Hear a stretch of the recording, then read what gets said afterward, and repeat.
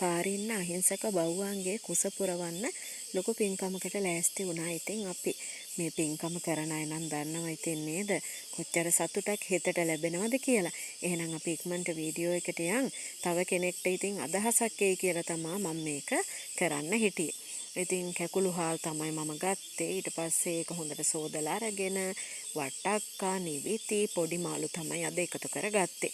ඉතින් පෝෂණය ගැන හිතුවා මම. ඒ නිසා තමයි පොඩි මාළු මම එකතු කරගන්න ලෑස්ති කළේ. ඉතින් රතුබත් දෙන්න ඕනේ. එතකොට ලෙඩ දුක් හැදෙන්නේ නැහැ නේද? ඉතින් අපි පෝෂණය ගැන හිතන්න ඕනේ බව්වන්ගේ.